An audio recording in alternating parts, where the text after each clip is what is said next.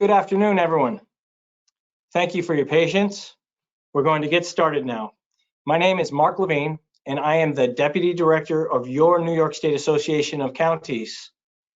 On behalf of our President, Jack Marin, and our Executive Director, Stephen Aquario, I want to welcome you to NYSAC's first ever virtual fall seminar. This afternoon's workshop is about emerging cybersecurity threats, and we have a great webinar in store for you. We are on day 2 of our virtual 2020 fall seminar, which is taking place through the end of September and includes nearly 20 workshops and meetings designed to bring the latest information on issues facing today's county leaders. We thank you for joining us as we move counties forward together. That's our hashtag for this conference. And we encourage you to tweet about what you are hearing and learning throughout the conference. We encourage members to show your participation in the fall seminar by joining in our virtual contests for a chance to win prizes from our sponsors. For those of you on Twitter, we have a weekly tweet off. Whoever tweets the most times during the week using the hashtag Counties Forward Together will win a prize from a sponsor. This week's prize will be a JBL Bluetooth speaker. For those of you on Instagram, we're hosting a Counties Forward Together photo contest. To participate, simply post a photo about how your county is moving forward with the hashtag Counties Forward Together and tag us at NYS Counties. A winning photo will be selected at the end of the conference and win a sponsor prize. We also have a perfect attendance award drawing in which one fall seminar participant with a perfect workshop attendance will be selected at random for a prize from a sponsor. To learn more about all of these contests, visit nysac.org/contests. Now on to our webinar. With more government business being conducted electronically, state and local agencies face rising threats and privacy concerns. Theft, fraud, and inappropriate access to information are among the hazards associated with IT systems. Counties may face a system failure, data being ransomed, financial loss, and eroding public trust as a result of a cyber attack. These threats aren't going away. For counties and local governments, it's only a matter of time before they face an incident that will put their information systems and data at risk. This workshop will address how counties can best plan for and protect themselves from emerging cybersecurity threats.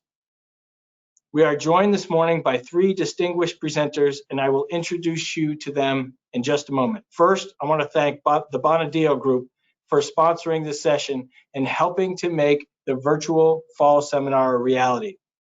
Bonadeo provides local New York State governments compliance and attestation services that ensure the protection of a county's data and assets through assessment and reporting. They possess in-depth knowledge and expertise working with New York Shield, DFS, DSS, HIPAA, and SOC. Their IT assessment services leverage Bonadeo's decades of audit experience working with local governments that must meet various laws, regulations, and standards. Bonadeo IRM has worked with NYSAC to create a menu listing of affordable, practical cybersecurity services and pricings to fit the needs and budgets of New York counties, large and small. They provide governments penetration testing services with capabilities to perform different types of penetration testing that attack your county or town's digital infrastructure, just as if they were an attacker. Again, thank you, Bonadeo. If you have questions during this presentation, please type them into your question panel in your webinar dashboard, and we will take them up after the speakers finish their presentations. At this time, I'd like to introduce our first speaker. Dr. Tim Rischulte is the CEO of Professional Development Academy. He also serves as Chief Content Advisor to the Cybersecurity Collaborative and is the co-author of My Best Advice, Proven Rules for Effective Leadership. Tim is a good friend of NISAC's and a long-standing partner with the National Association of Counties, NACO, and he leads NACO's Leadership Development Academy. Thank you for joining us this afternoon, Tim. Yeah, thanks, Mark, and welcome everyone to this fall seminar. And it is really a unique time for all of us. You know, Mark, you just talked about some of the challenges that we face from a cyber perspective. And, you know, I think the hashtag here is an important one, that counties forward together is apropos relative to cybersecurity. You know, the best defense against any type of attack, especially cyber attack, is in collaboration with one another. And so again, thank you for the invitation. It is great to be with you all, I'll bet virtually. And you know, I mentioned this being just really unprecedented times. I'm actually calling in and tuning in and participating from my my home here in Multnomah County, which I live in Portland, Oregon. And the skies behind me, as much as I wish I could say that is still lingering fog here in late morning, it's not. It's from the wildfires that are taking place here in the West, which I'm sure you've heard about. And again, more risks that we're faced with. And today's risk is going to be focused on cyber risk. And again, Mark, thank you for the invitation. It's always great to work with you and the NISAC team to help to strengthen America's counties, and especially for you all in New York, as you were on the front line battling the defense against COVID and keeping the rest of the county up to date with how some of the progress was taking place. We certainly fight that fight along with you, and we also fight the cyber fight along with you as well. And so certainly want to get into, as the title suggests here, the good, the bad, the ugly, and the possible. You know, what it is that we're doing really well together, and how it is that we can continue to fight that good fight together. And you know, so the next slide, we'll start getting into our conversation around this good, bad, ugly, and what's possible. You might only think that there's bad and ugly associated with cybersecurity, and it is bad and it is ugly. You know, the bad part is that the threats are occurring, and the threats around cybersecurity are occurring faster than often what our preparedness is at a county level, whether you're in Multnomah County where I am, or if you're in any of the counties across New York, or any county across the United States of America. We fight that fight together, and sometimes we always want to be more prepared and more prepared, because the landscape is changing so often. That's what leads to part of the ugly aspect of cyber risk. The impacts that we expect to happen, when it does happen, the hypotheses that we put out there can oftentimes have a greater level of impact than what we think. And we can often think that we're more ready than what we really are. And we hear it play out time and time again. You know, school districts just this last week, significant hack in Fairfax County, and you know, that they're dealing with. There were 3 recent hacks in school districts as well, holding those schools ransom for data against personal employee data, as well as participant, you know, their customers, young people data, and the parents of those individuals going through schools. We probably all know of counties that have been hacked, whether it's just through mischievous behavior, defacing websites, which create havoc and complication for us, or something much more severe than that. It is bad, it is ugly. The good part is, if there is a good part, we're aware of it. You know, there is a good sense of awareness. There needs to be a greater level of sense of awareness, but there is a sense of awareness. We know that we need to change our passwords and be vigilant about that. We know that we've got to stay up to date with our patches and our updates to our systems and things of this nature. So the good part is that there is an ongoing level of increased awareness around the need for cyber preparedness. And there's also, importantly, a focus and an understanding that people are the perimeter. And this is really where the possible is. It's the hashtag that NISAC has for the fall semester, for this fall web seminar that we have here, this webinar around counties forward together. It is around collaboration, and we'll get into a little bit more of that detail as we get into the next slide, because you know, part of what this idea of the good, bad, the ugly, the possible, it does raise a couple questions for us.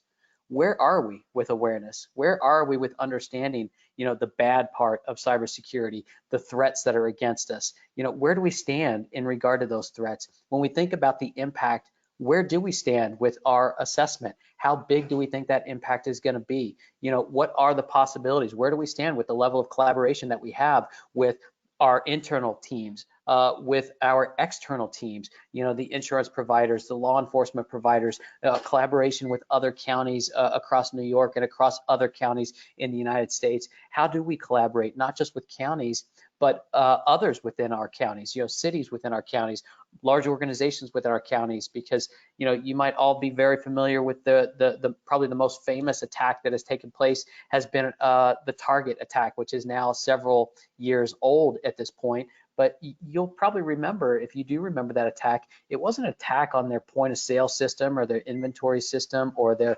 employee management system or their customer database. It was a hack that took place through their HVAC system, through a service provider providing access and providing maintenance where systems were connected. And so we can learn from one another, whether we're in county government or across counties or in county and private industry collaboration.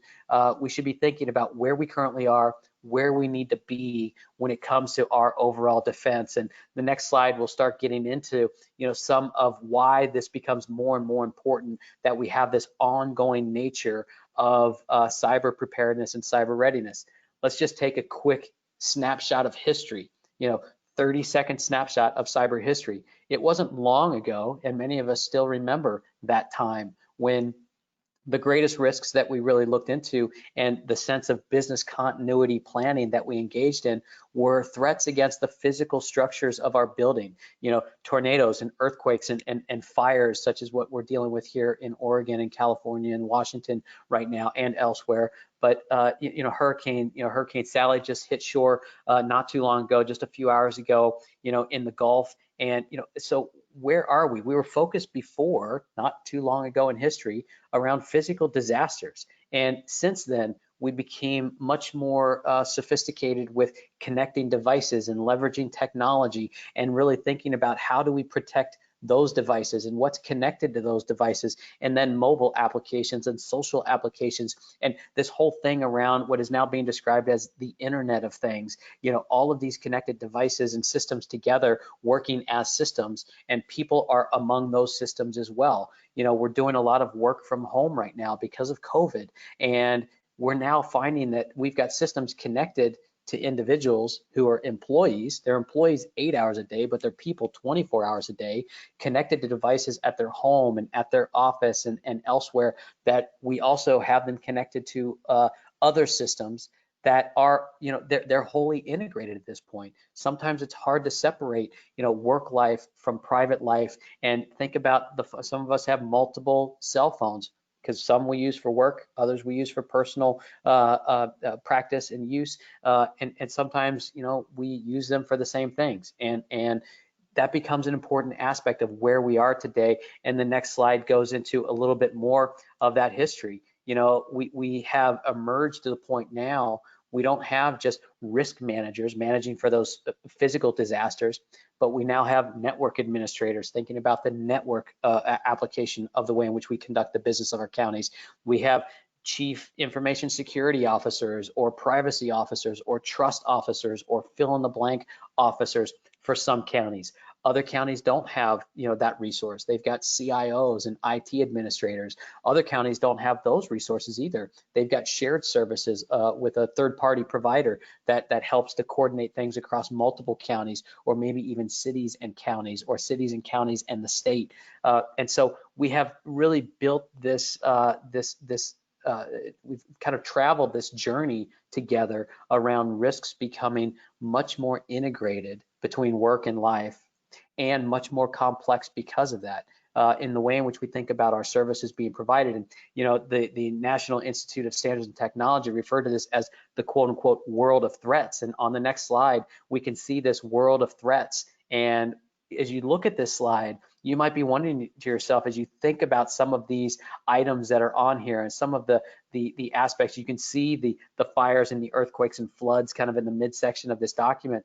But then a lot of these other items, some of you probably wonder, it's like, wow, I don't even know what that is.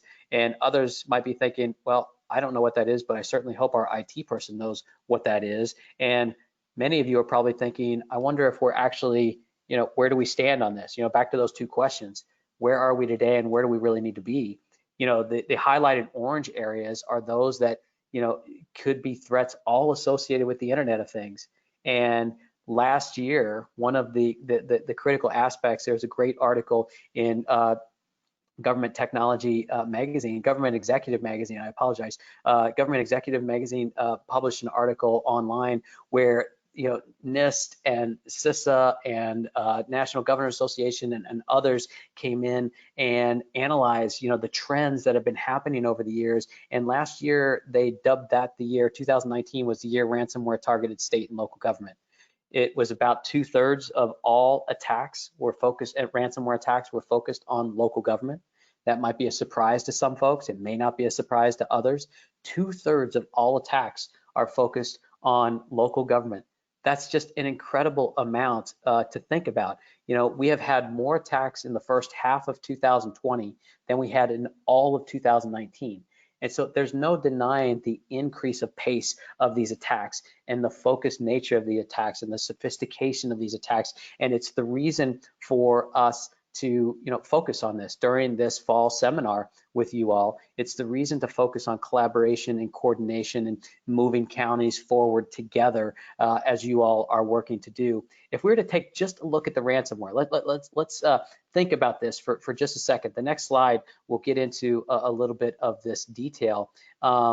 You know, this is from you know, Government Technology Magazine and Government Executive Magazine, and others also had similar areas of focus around this last year. And it was the year of ransomware. You know, it's what we focused on in terms of local government because we were the most focused on and had the greatest level of threat. And it raises a few more questions. You know, after getting to a couple recommendations here on the next slide, I'll get into a few more questions for you. The article talked about, you know, 3 things that they highly recommend, and these are some of the things relative to the how-to side of your work. As Mark talked about, the focus here is, right, how do we better address this? How do we understand where we're at, where we're going, and how to get there?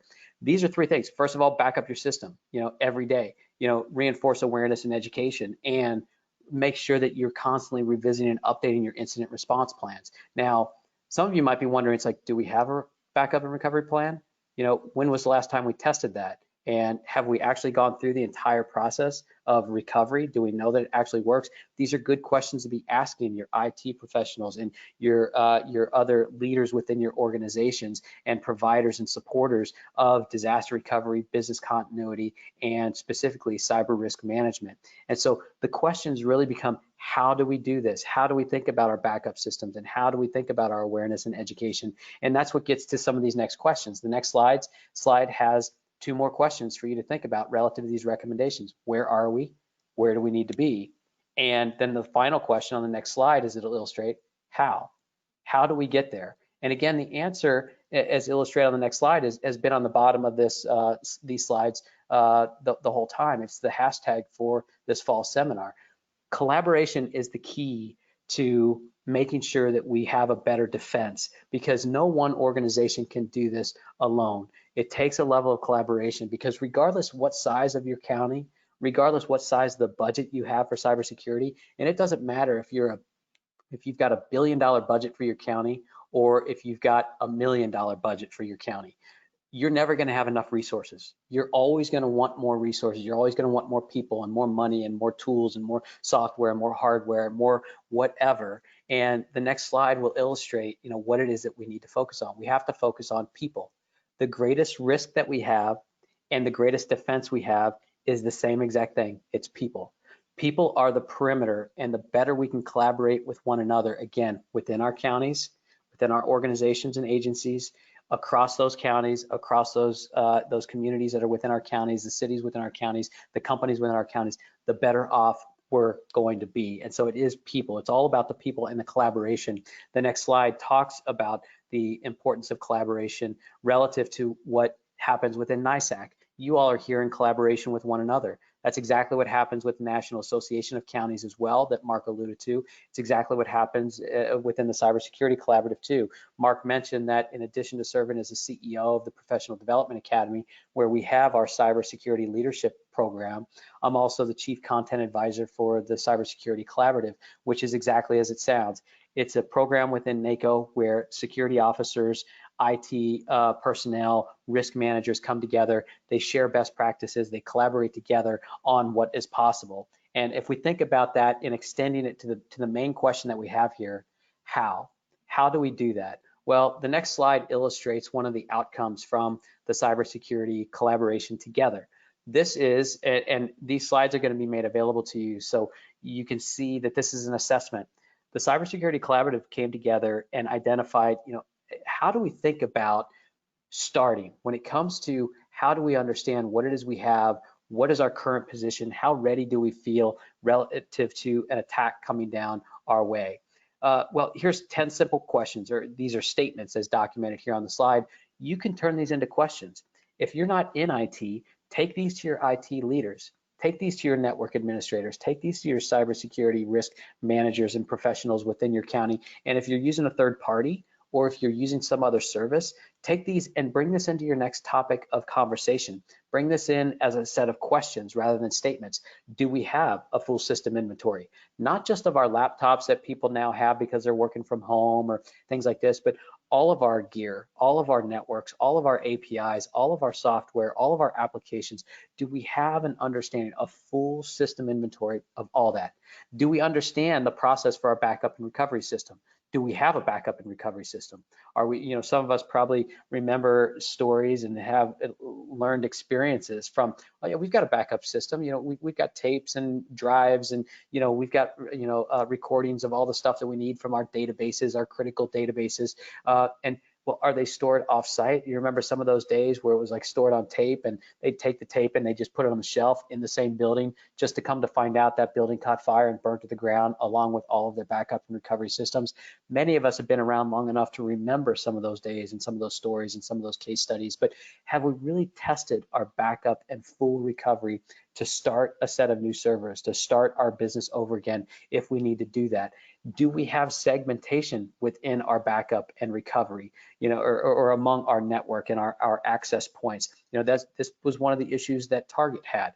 They had a great system working, but it wasn't segmented, and you could easily access the HVAC system to other critical systems and data, from which it created significant problems for Target. And they're not the only ones, but it is a fairly famous case. But these are 10 topics that you can easily take, convert into questions, and really get a good baseline. And this was created by the Cybersecurity Collaborative. They came together because a number of those individuals are like, we just need a good baseline. How do we start? And this group, rather than one organization trying to do it alone with limited and constrained resources, with a lot of priority one items that they need to get done, this collaboration came together, and they built this rather simple list, but you can easily identify, where are we? Do we have a low level of readiness, a medium level of readiness, high level of readiness? Wherever we're at, we can always get better. So if we're a 9, how do we get to a 10? If we're a 3, how do we get to a 5? How do we put ourselves on a maturity path in which to get better and better and better, knowing that even if you're a 10 today, that might be a 6 in just a very short amount of time into the future, because the landscape and the threat trajectories are changing so often and so fast that we have to constantly be upgrading and getting better and better and better. If we were to think about this just from another assessment, again, sharing some, how do we overcome some of the challenges we face? The next slide will offer more questions in a separate document that the collaborative came up with. And this was just in a general business continuity perspective. If we have a pandemic, if we have a fire, if we have a cyber attack and an issue where our servers are being held ransom, or fill in the blank of issue or concern that we have, how do we actually regain business continuity? Do we have a checklist in place that we can look at and use to audit our systems, to have not just an audit, but more importantly, a conversation, a collaboration, moving forward together, how we work together, how we think about things together, how we raise issues, not in a confrontational format, but in a format and with a mindset of how do we get better. This is yet another tool that can be used, and again, certainly more than happy to make this available for you today as you think about overcoming a lot of the challenges that you face when it comes to cybersecurity specifically, but really at the end of the day, what the effort is toward business continuity. How do we maintain the business of our counties? How do we make sure that they stay online for the betterment of those that we serve, those members of our communities, the residents within our counties? And how do we make sure that our services are available without fail? And having even said that, we know that there's a lot of pressure against us, pushing against us to fail. We have a lot of cyber attacks happening. We have a lot of headwinds that we have to battle every single day. And yet we do so every single day. And most of everything we do goes off without a hitch, without fail. But it is because of the focus that we have. It is because of the collaboration that we have with one another. And it is because of the tenacity and the persistence that we have to continue the business of the counties and the work that we do every day in providing services and products. So these are just a couple scenarios, a couple how-to guides, a couple tools that we think will be valuable. And the Cybersecurity Collaborative is working on a whole host of others, and the next slide illustrates a couple of these. And so as folks are tuned in here, and as you continue with your fall seminar, and as you continue with your fight against cybersecurity, there are things going on all the time within NACO, within NISAC, and within partners such as ourselves with NISAC and NACO that can make these tools available for you as well. So if you and your teams have any questions, if you and your teams have any issues that you think we can help resolve, feel free to reach out to Mark at NISAC. Feel free to reach out to your representatives at NACO. Feel free to reach out to us directly. We're more than happy to help support in your fight against cybersecurity and cyber preparedness and cyber readiness, because we do want you to not only build that level of awareness, to make sure that you do have a fortified front of individuals ready to defend against cybersecurity threats, but then also have the tools to respond and recover when necessary, when those threats do become reality. So just know that you've got a friend, a colleague, and a partner here on the West Coast as well, helping to support you all as you conduct the business of your counties. We certainly look forward to help you move together, forward together, and we also look to help NACO extend their mission to strengthen America's counties as well. So Mark, again, thank you for the invitation to participate. Certainly happy to hang out and address any questions that folks have. Thank you for the invitation to the fall seminar, much appreciated, and continue all the great work that you're doing there at NISAC. Thanks, Mark.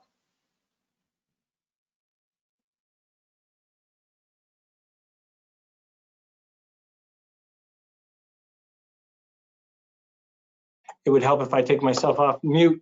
Thank you, Tim. Thank you very much for that presentation, and thanks for leveraging our hashtag counties forward together. It's really an important message that we're trying to convey throughout this virtual fall seminar, that we are all continuing to work together. These are challenging times. It's important for us to share what we know with each other so that we can continue to govern successfully at the local level, and that includes bracing ourselves for cybersecurity threats.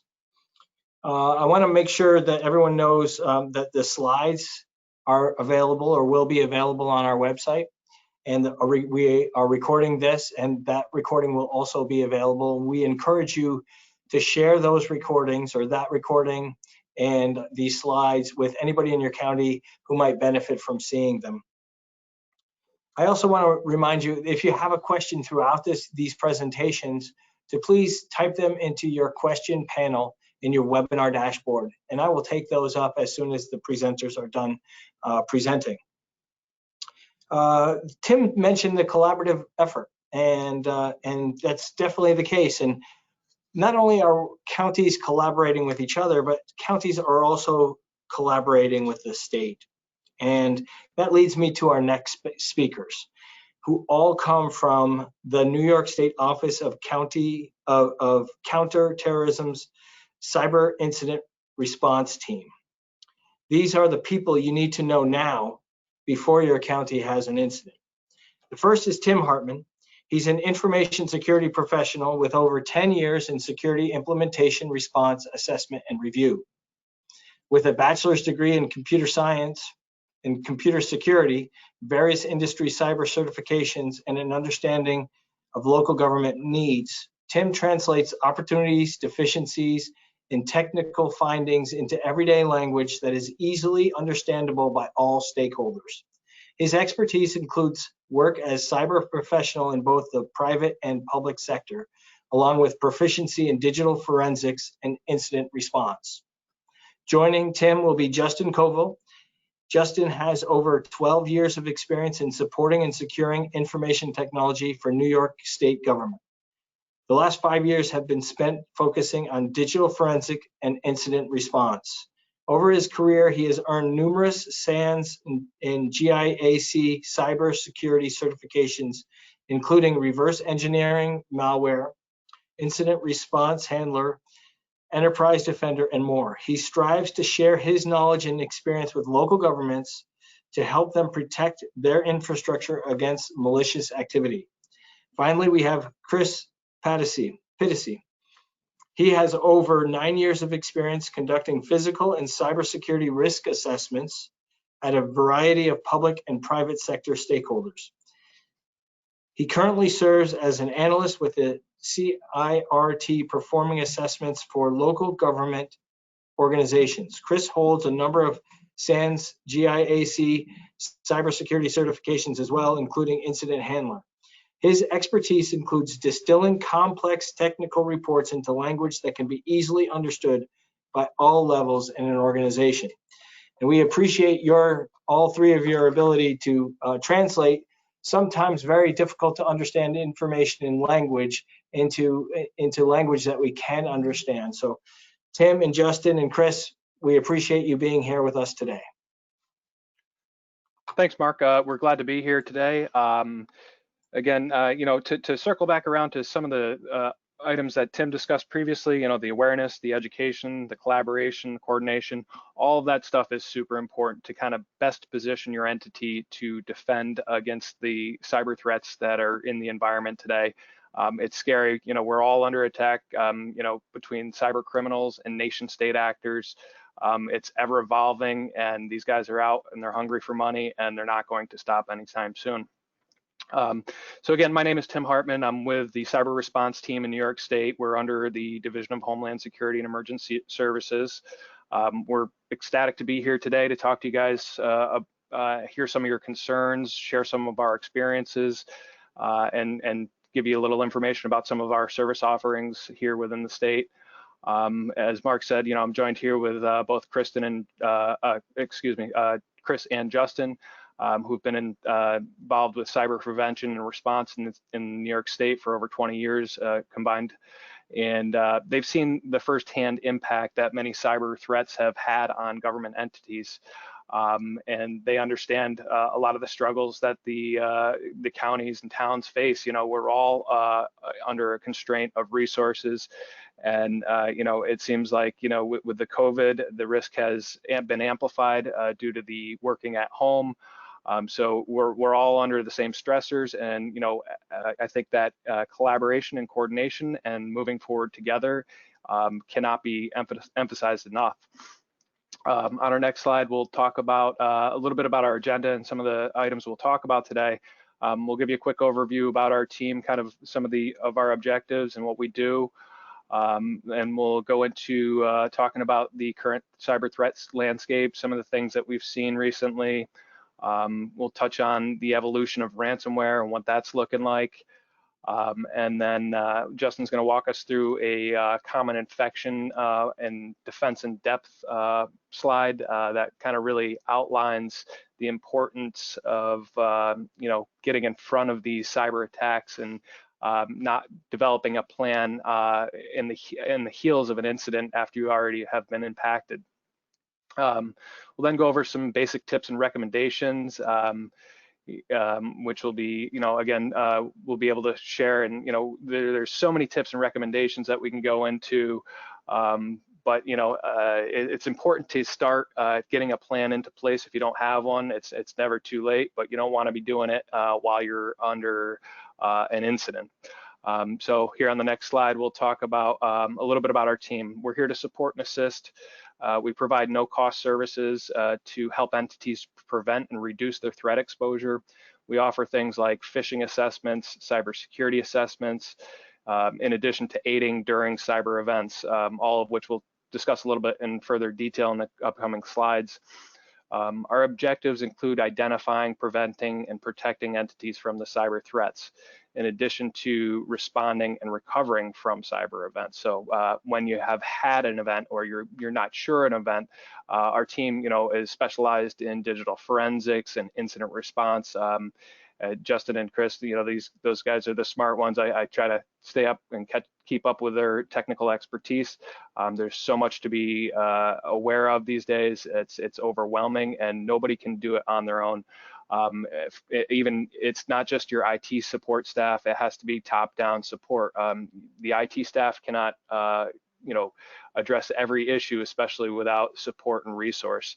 During an event, you need to make sure that you have all of your executive leadership involved, especially if it's a large, widespread malware event. Often you're going to have to engage your legal and get all the teams necessary together to address a large, widespread cyber event. Last but not least, we do help facilitate training and exercises such as this tabletop, and get out there and talk to people, spread the word of cybersecurity, the importance of it, and try to convey, the need to get in front of these things. Otherwise, you find yourselves in a bad situation. On the next slide, we'll talk a little bit about our cyber partners. Our cyber response team partners with state and federal agencies. Proactively, we share cyber indicators of compromise. The intelligence and indicators of these compromises can go a long way. They include things like new emerging malware campaigns, known bad IP addresses, domains, hashes, and other specifics about malware. When we engage with an entity, we never share that entity specific information. We're just out there trying to disseminate these indicators of compromise to the community as a whole, so that way they can implement these controls before it becomes a problem in their own entity. And we'll often leverage the New York State Intelligence Center, who will assist with the dissemination. They have large dissemination lists throughout the various industries. Again, those indicators can go a long way to preventing incidents. Reactively, we can help entities engage additional resources for support. Some of those resources include the New York State Intelligence Center, as I mentioned, New York State ITS, which there's a lot of connections back to the state data center often, and we can engage their support. We can engage support from the Division of Military and Naval Affairs, law enforcement, federal DHS, and the FBI, to name a handful of 3-letter and 4-letter acronym entities that we can help engage with to help assist in the reaction of a cyber event. On our next slide, we'll kind of go into a little more detail about our technical cyber services. We provide response assistance during those events, as we discussed, and this can range from anything from like a second set of eyes to log review, to malware analysis, to boots on the ground if needed, and anything in between depending on the needs and the situation. We never go in and we'll take over an event, but we're there just to support and assist really on the IT staff side of things, to help gain an understanding of what has happened and what is happening, and help derive next steps. We often do digital forensics, and the digital forensics can help identify like root cause of an incident, and can drum up indicators, and the indicators can help make determination if your environment is clean of identified infection or not, and it can help drive the next steps on what you have to do, what you should be doing. And it's very important to investigate all of these alerts. If you have an antivirus alert and it is reported as clean, you may want to go back and just double check that, because it may not have cleaned everything. And that's where the digital forensics and investigative part of cybersecurity is very important. We've worked with a lot of entities that said, yep, we cleaned our infection, and then a week later they found themselves out to have ransomware because they didn't really follow up on that. So it's very important to understand that root cause of a cyber event to help sure that that vector of compromise is addressed. Vectors of compromise include things like improperly configured access, remote VPN access that's not protected by two-factor, and the bad guys are brute forcing all day. Same thing, remote desktop. Lack of mail filters, where you're getting phishing messages into your environment every day that are trying to deploy malware to your end users.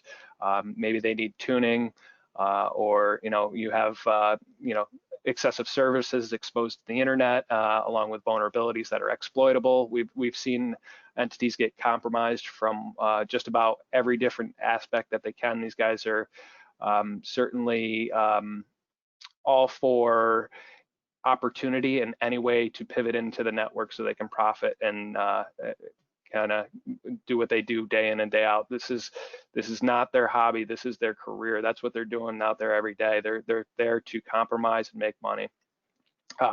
So with that, that's a little bit about our technical services. I'll pass it over to Chris Patassi, who will talk a little bit about our cyber risk assessment services, and we'll go from there.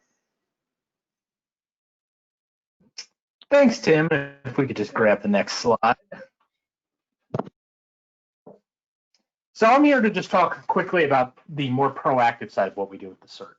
Here at the CERT, we partner with the Office of Counterterrorism's Critical Infrastructure Unit, as well as the Division of Military and Naval Affairs, to offer a comprehensive cybersecurity risk assessment service to state, local, tribal, territorial at no cost. Basically, we're here to support you and to help you better prepare for a cyber incident. This assessment is comprised of 3 phases, which we can kind of mix and match to better suit your needs. We have an edge assessment, where we look for vulnerabilities associated with your internet-facing perimeter. We detect them and then we validate them to see if they're real. We have an internal vulnerability scan, where we take your internal systems, scan them for vulnerabilities, things like missing patches, misconfigurations, as well as bigger architectural issues like a lack of network segmentation. And finally, we have a security program posture assessment. And with this, we review your policies and your procedures, and then we do interviews with your IT staff, as well as representatives from various business units, to help gauge your maturity against the CIS Top 20 critical security controls. And can help you understand what is that next step you need to take in your IT security program. At the end of the assessment, you get a comprehensive report, which is targeted at multiple audiences. So it's aimed at the county leadership, your IT personnel, your legal, your procurement. It's focused on prioritizing and clarifying what needs to be done. We'll take tens of thousands of detected vulnerabilities from the automated tools we use, distill them down into a reasonable number of findings that are sort of grouped by how do I fix this rather than what is it. And this service is completely free, and feel free to reach out to us if that's something you're interested in. I'll turn it back to Tim for the next slide. Thank you. Thank you very much, Chris. Great information. These guys are out there doing these assessments daily, and they are quite the engagement, but you glean a lot from them, and you kind of walk away with a roadmap and an understanding of where some of your gaps may reside. So very helpful information, and thank you very much for joining us today, Chris. Now we'll talk a little bit about, on our next slide, back to our agenda, we'll talk a little bit about our threat landscape and some of the trends that we have been seeing, and Justin will cover the following slide for us. Thank you, Tim. As you're all aware, in cybersecurity, the threat landscape is always evolving. As an example, ransomware attack sophistication is on the rise with more targeted attacks, less of a spray and pray type of technique. But not only are they encrypting data, malicious actors are now also performing data exfiltration to encourage ransomware payments. Many times, even unsuccessful attacks go unnoticed. This gives the attackers more time to try again, and once they're in, more time to map out networks, look for sensitive data, and gauge the value of the data that they're about to encrypt. Phishing also remains a major cause of many cyber incidents. Successful phishing attacks can have detrimental results, such as ransomware, financial theft, and sensitive data exposure. Targeted phishing attacks or spear phishing are even more successful, as these messages use very specific and customized contents targeted at specific individuals. Unfortunately, many entities have limited funding for cybersecurity initiatives. This is why it is essential to think about security early and often, including having a tested response plan in place that can go a long way to successfully handling a cyber event. Now I'll pass it back over to Tim, who's going to talk a little bit more about ransomware. Thank you, Justin. So next slide on our agenda. Again, we're going to talk about ransomware. Following slide, what is ransomware? I think we all know what ransomware is at this point. If you haven't heard what ransomware is, you probably haven't touched a computer. It's affected so many schools in New York State alone. I think it was something like 18 last year, and government and private entities, all of which have staggering numbers that have been impacted by ransomware. Thankfully, lately it's, years past, it's been ransomware. Okay, I get ransomware, I have backups, I recover, and hopefully I don't have to pay. But, as Justin alluded to, they're starting to change tactics, get a little more sophisticated, exfiltrate data, and use that to further encourage payment. But what is ransomware at the base of it? It's malware that gets on your computer, encrypts the files, and makes them useless. They'll go out and try to make sure that they hit your backup systems if they're network addressable or if they're online, so that way they get your systems plus your backup systems, and then you really have no choice. We certainly discourage paying the ransom, as it encourages further criminal activity. As an alternative, we say, make sure you're testing those backups, keeping them offline, non-network addressable, and having those preventative controls, plans, and policies, and an overall security plan in place to help mitigate and avoid these events from occurring. Often, even if a ransom is paid, there's no 100% guarantee that they're going to give you a decryption tool. I mean, they have gotten a lot better, and they certainly are trying to do so because this is a business for them, and they want to, be able to ransom the next folks and make sure that they get payment. But there's catches with it too. You get this decryption tool, it still may take weeks to decrypt your files, and you have a recovery period, in which results in operational and downtime loss. So there's a lot to be thought about, and really emphasize the importance of getting in front of it. On our next slide, we'll talk a little bit about the ransomware evolution. It's not new. Ransomware came about in like the 2000s, early 2000s. And these guys are constantly evolving and adapt, just to their sole objective is to infect and profit off of victims. Looking back in 2013, we started to see some main variants come on the scene, and a lot of these are very noteworthy, but we'll just kind of a few facts on them. Like, for instance, SamSam in 2018, that generated about $6 million in ransomware payments and caused over an estimated 30 million in losses. 2017, WannaCry started making the news. This ransomware, along with the Petches, the Bad Rabbits, and so many other variants, started propagating automatically, and they would propagate leveraging Windows exploits. In this particular case, it was an exploit called Eternal Blue. Essentially allows the malware to move out throughout the environment with little to no interaction by the bad guy, so they could just kind of send some malicious file in, and it would propagate throughout the network all on its own. This particular exploit, within the first few days of it being released or made public, there was over 200,000 computers infected by WannaCry, and caused an upward of $1 billion in damage. Within the first few days, Microsoft did release a patch to address this vulnerability, to slow this spread of WannaCry, but a lot of entities did not patch quickly and still were impacted, which goes back to reinforcing the patch quickly and often, and staying on top of your security program and having one in place. 2018, we started to see Ryuk, along with some other malware variants. These propagated a little bit different. Often they leveraged other malware utilities called Emotet and TrickBot, which we'll talk a little bit more about in the next slide. Emotet and TrickBot were, are still very bad pieces of malware.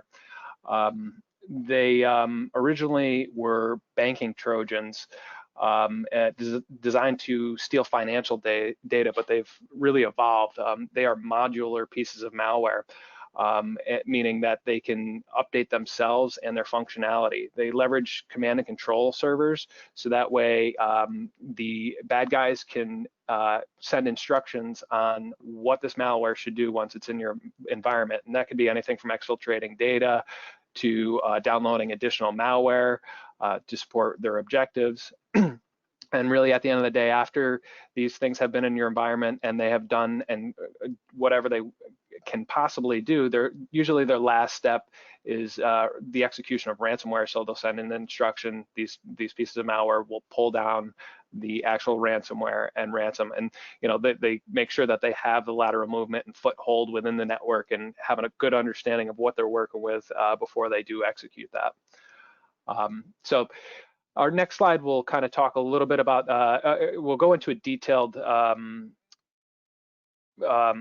view of how a common infection process will often occurs, something that we've seen time and time again. And I'll let Justin walk us through this slide. It's kind of an animated slide, and we have a bunch of little arrows that kind of walk us through step by step of a very common infection. Thank you, Tim. All right, so we're going to combine some of these pieces that we've been talking about and demonstrate how defense in depth can help mitigate against an attack. In the scenario, we will talk about an infection that starts with just a phishing email. Thank you. So we have a phishing email that comes into our environment, but luckily you have a mail filter in place. It blocks the message. Attack stopped. But let's say that mail filter failed or was inconfigured or was not configured properly, or the attackers found a way around it. Now that message is in the user's inbox. But you've been training your users. The user did not click on the link. In fact, the user reported to the security team or the IT staff, and they were able to go into other users' mailboxes and remove the message before anybody clicked the link. But again, let's say the user wasn't trained properly, or the malicious actors got really good at crafting that message to get into your environment, and the user did click. Now that user has downloaded a document to their desktop, invoice.doc. But again, here's a chance for your security software to come into play. Your web filter, your IPS, your intrusion prevention system, or your antivirus block that file because they all identified that invoice.doc as malicious. Great. Again, attack has been stopped before anything bad has happened.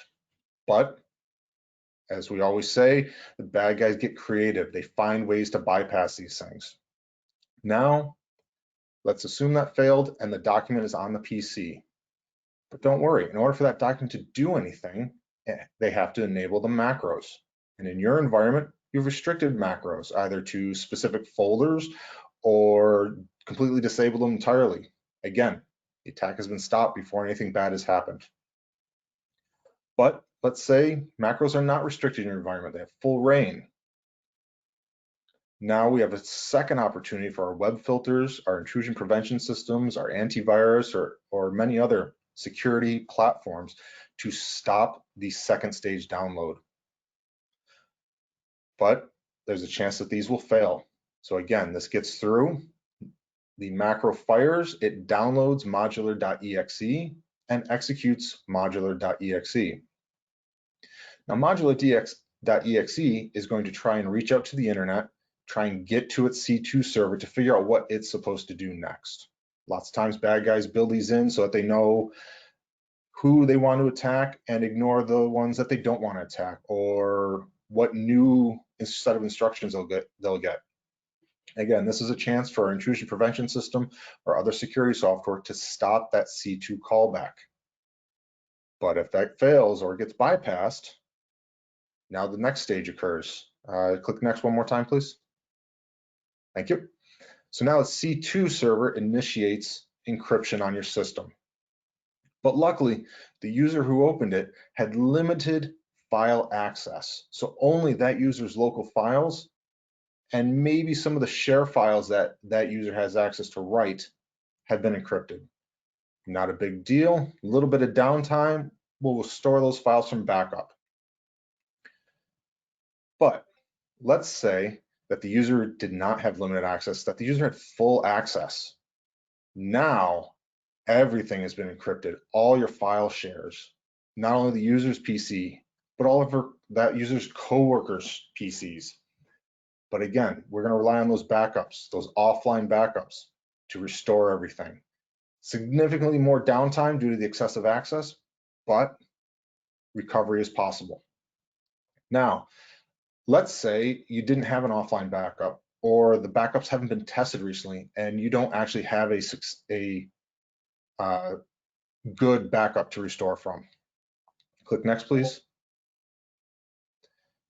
Now you're in trouble. Everything has been encrypted. Your only option is to rebuild that network from scratch, burn it all down. So as you can see here, all those red arrows, those are all points where this attack could have been prevented. This is why defense in depth is important. And on top of that, the harder we make it for the attackers, the more likely they are to move on to a different, easier, softer target, somebody that they can get through immediately without having to bypass all these controls. Next slide, please. So now we're just going to cover some brief tips and recommendations based on incidents that we have dealt with internally. So before you have an incident, something that's been kind of a common theme in today's presentations are an incident response plan. You need to make sure that not only do you have a plan in place, but that participants are aware of their roles and responsibilities. Key piece is knowing when to include legal and executive management. Do they also know when you expect to include them? And have you tested the incident response plan? Remember, a lot of things look good on paper until you actually put it into play. So always test it out, make sure that it works the way you think it will. Another big piece that's come about lately is cyber insurance. It's good to know whether or not you have it, and if you do have it, what is covered? Additionally, what requirements do they have? Some cyber insurances may require a specific forensic team to be involved during an incident. They may require specific post-incident reports to be provided to them. And they may even require a baseline of cybersecurity implementations that really need to be in place in order for them to provide payouts. Again, offline backups, another very important piece to have. Offline, also non-network addressable backups. But not only having them, you need to routinely test that the data is valid and that it can be restored. But not only that, you need to make sure that your staff are familiar with the restoration process. It's not going to help you very much if it takes them a week just to figure out how to get to the data they need. Next slide, please.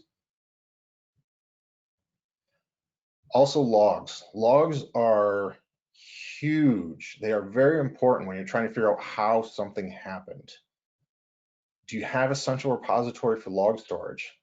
That is key to have so that when a malicious actor compromises the system and they clear the logs or delete the logs or turn off logging, you still have another place on the network where these logs have been stored. It also helps maintain historical log data in cases where logs roll over. Some systems, that log rollover happens every couple of days or once a month. Do you have logging on critical systems? Common critical systems would be things like your domain controller, systems with remote access like your VPN or portals. And are you logging key events? You don't want to get overwhelmed with the logs that you have coming in, so you want to make sure you're logging what you need to monitor. Are you logging failed login attempts? Are you logging successful login attempts? PowerShell events, antivirus alerts, things along those lines, and make sure in addition to logging them, you have someone that can actually look at them and make sure they respond in kind. And then the last piece is Your IT staff really needs to know what's normal in your environment. Whether you're having us come out and help or another forensic firm, anytime you have someone outside the entity come in to help, they need to rely on you to know what normal is. For example, does Lisa normally log into the VPN from a cloud hosting provider? Or has she actually been retired for 6 months and her account was disabled? These are things that you always need to keep in mind at all times. Next slide, please.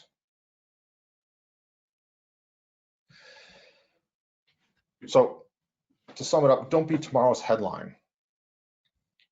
Practice good cyber hygiene and implement a defense in depth strategy with a strategic cyber program is best approach to mitigation. While there unfortunately is no one silver bullet to cybersecurity, we do have some general recommendations based on incidents that we've seen. Back up critical systems and data and keep offline copies, the 3-2-1 backup rule. 3 different copies, 2 different locations, 1 offline. Keep all of your systems up to date. Like we've mentioned throughout this, keep those security patches, those critical patches especially, running on systems. Investigate all alerts. Even if your antivirus reported something's being cleaned or blocked, it may have been part of a multi-piece infection, and you want to make sure that nothing else is running. No other malicious files were able to get downloaded. Implement email filtering. Help protect those end users. Those are just as vulnerable as unpatched systems. Also use multi-factor authentication for externally accessible systems, your email, your VPN, systems like that. Provide cyber awareness training to your end users. Your end users are your final line of defense. They are the ones who are going to see when a system isn't acting correctly. They are the ones who are getting these phishing messages. Make sure they have the training to know how to handle these situations and how to protect your environment. Review and exercise your cyber response plan. Implement application whitelisting.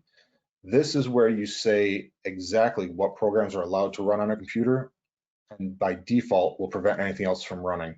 It's a heavy lift, but if you get it in place, can prevent a large number of infection attempts. And last but not least, practice least privilege. Disable file sharing where you don't need it. Limit access for scripts and macros and file execution.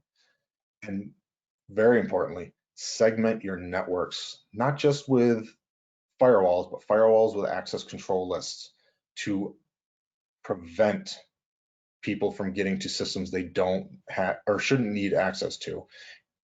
For example, HR shouldn't be able to access finance systems, and finance shouldn't be able to access HR systems. And with that, I will pass it back to Tim, who will talk about some cybersecurity frameworks. Thank you, Justin. This list can seem quite extensive, but these are just a couple of off-the-cuff recommendations. We could talk about recommendations and things you should do, technical implementations that should be done till we're blue in the face. Those are some of the more high-level items that we have seen reoccurring that could have helped prevented incidents. So we like to list those out, talk about them a little bit. But at the end of the day, we recommend leveraging a cybersecurity framework for implementing a security program and controls. These frameworks can provide guidance and a measurable way of assessing where you stand with your cybersecurity posture. There's really 2 main cybersecurity frameworks: the CIS Top 20 Critical Controls and the NIST 800 series. Both of which are very great frameworks. The CIS Top 20 Critical Controls are the ones we leverage for our assessments. They're distilled down a little bit from the NIST 800 framework, and were derived from documented incidents and known gaps in a lot of environments, and they're a little more digestible. The Top 20 can help prioritize and identify where your gaps reside. There's implementation groups that are involved with the top 20 controls, so it is flexible for the maturity and complexity of the organization. So there's various levels of depth that you can go into on each control, and that can fluctuate based on the maturity and complexity. But really, at the end of the day, it is super important to adopt a framework, start thinking about getting a cyber program in place if you don't have one, getting plans, procedures, policies, those IR plans, all of that stuff documented, tested, and really thoroughly vetted to make sure that you're in a good place, that you're doing everything that you can to mitigate today and be ready to respond to tomorrow on the heels of an incident if you have one. So with that said, our last slide here, we have our contact information listed. We have the 1844 number, which rings at the New York State Intelligence Center. It is monitored 24/7. It is answered by a intelligence officer in the NICIC, and that number is for the event that you have a cyber incident or you think you're succumbing to a cyber incident. We will engage immediately, and we are there to support. We will work with your IT staff. We do not come in. We're not there to take over. We're not there to point fingers. We're just there to support. Again, our services are no cost. We're here for the state, and that's what we do day in, day out. Helps us with understanding what's going on out there. We can come in with the indicators of compromise that we have often and help kind of identify further infections in the environment. And last but not least, our email is also here, for general questions, cert@dhss.ny.gov, and we're always available to answer any question anybody has out there. And thank you everybody for your time. And Mark, thanks for having us. And thank you, Tim, and thank you, Justin, and thank you, Chris, and thank you, Tim. I'll start with a couple of questions. One that we have that's come in, and again, I remind anybody that's on this call here or on this webinar, you can submit a question for the panelists by typing it into the questions panel on the webinar dashboard. First question here is, we're talking a lot about hardening. Let's see how it's put here. There seems to be emphasis on how to harden our own systems rather than tracing and shutting down bad actors. Has there been any legislation introduced, or is there any legislation that we should be looking at in terms of cybercrime?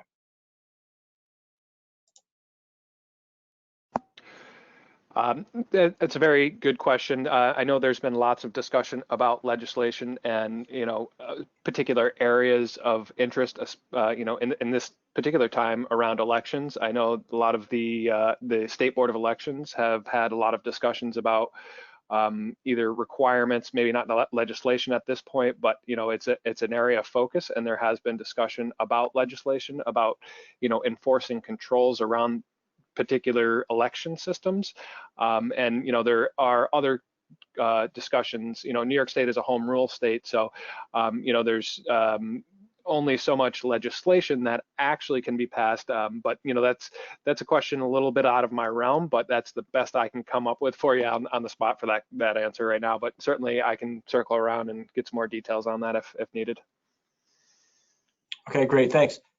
In terms of, I think this is for you guys in New York, the elections coming up, are you communicating with our boards of elections on a regular basis? Are there things that we should know, or the things that the IT professionals in our counties are looking at in terms of our election systems? Yes, absolutely. We stay in constant contact with the State Board of Elections, who will do dissemination of any intel or anything that the County Board of Elections or the county IT should be aware of. They also closely work with the New York State Intelligence Center, who has the countrywide view at it, cybersecurity. They are closely integrated with CISA, MSISAC, and the FBI.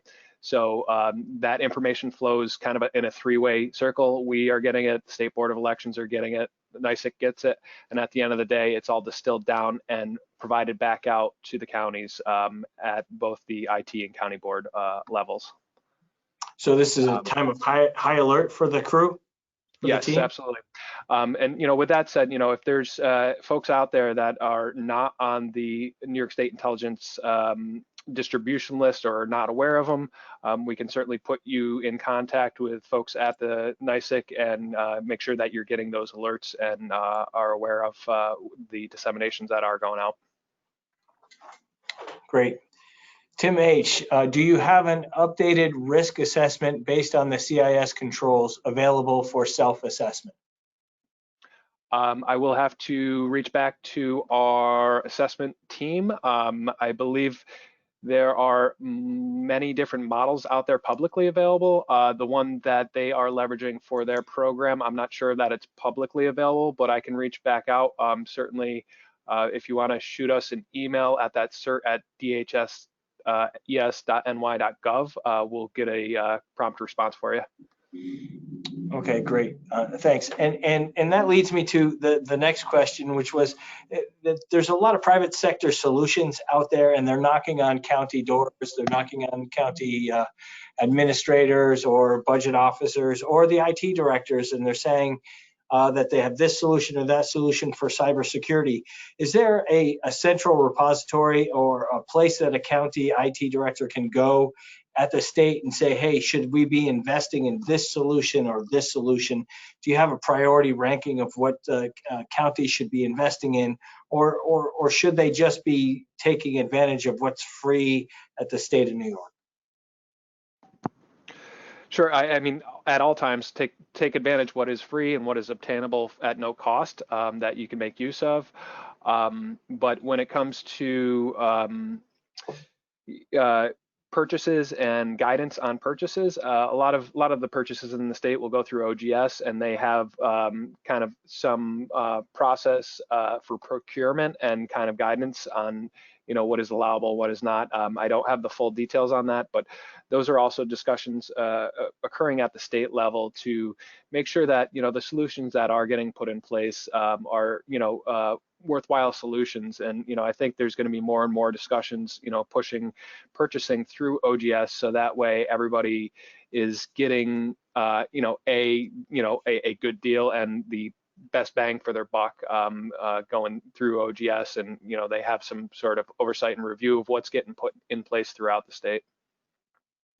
And Tim R., in terms of the cyber security collaborative, how can somebody in the audience here learn more about that through NACO? Yeah, thanks, Mark.